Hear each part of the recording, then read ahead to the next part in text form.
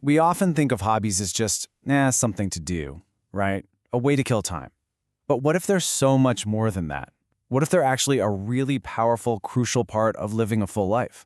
Well, that's exactly what we're going to get into today, the incredible power of our personal passions. So, let me just ask you something right from the start, and I want you to really think about it for a sec. If you couldn't talk about your job, what you do for a living, how would you describe yourself? What is it that really makes you, well, you? It's a surprisingly tough question for a lot of us, isn't it? And you know why it's tough? Because it is just so easy to get stuck in that loop. Work, chores, sleep, and then do it all over again. It can feel like you're on a treadmill, just running and running, but not really going anywhere new. If that sounds even a little bit familiar, I promise you are not alone. It's kind of the curse of the modern daily grind. But the good news is, there's a way out. And it's actually fun. So let's jump into our first section here, the science of play. We're going to look at the actual scientific reasons why your brain doesn't just want you to have a hobby, it seriously needs you to have one. Okay, look at this number, 75%. That's how many adults say they feel like they don't really have a true hobby or a passion in their lives. Think about that. That's 3 out of every 4 people feeling like something is missing. This isn't some small thing. It's a huge piece of our happiness. Then here's the really cool part.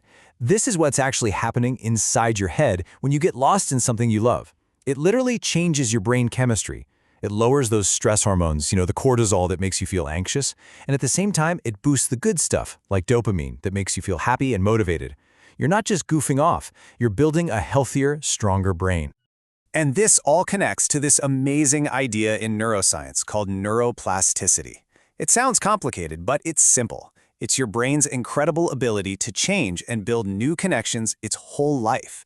So when you learn something new for a hobby, like a chord on a guitar, a new word in Spanish, or how to bake bread, it's like taking your brain to the gym. It's a supercharged workout that keeps it sharp and flexible. Okay, so we've got the why down, hobbies are good for us. Check. But that leads to the big question, what? I mean, where do you even start? In this next section, we're going to make it a little easier by breaking things down into 4 main archetypes to help you find where you might fit in. First up, we have the creator. Do you get this itch to just make something? To bring something into the world that wasn't there before? Maybe it's a physical thing like a painting or a garden, or maybe it's digital, like a bit of code or a new song. For creators, the real joy is in the process of making.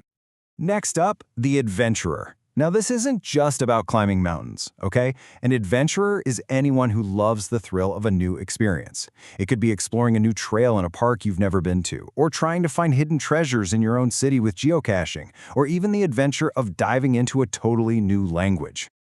Then we've got the scholar. Are you one of those people who just loves to learn?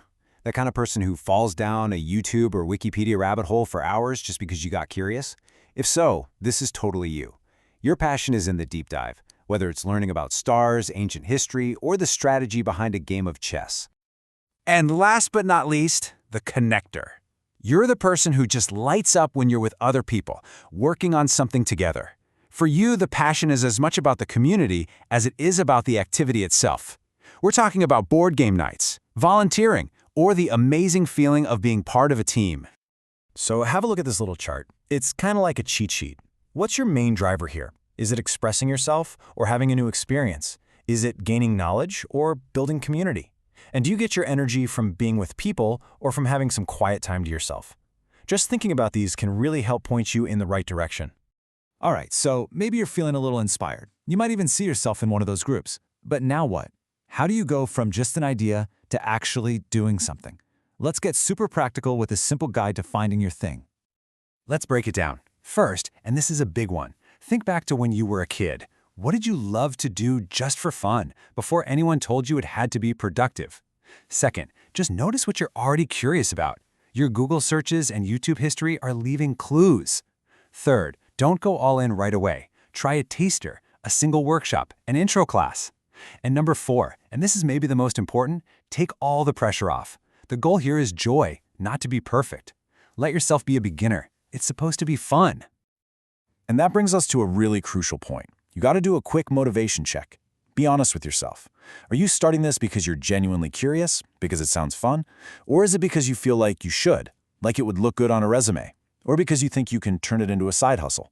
As you can see here, starting for those external reasons is the fastest way to turn a potential joy into just another chore.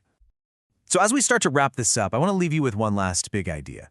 This whole thing, it's not just about finding something to fill your weekends, it's actually about finding a part of yourself. I absolutely love this quote. The things you are passionate about are not random. They are your calling. All those little curiosities and interests you have, they're not just distractions. They're like a trail of breadcrumbs leading you back to who you really are.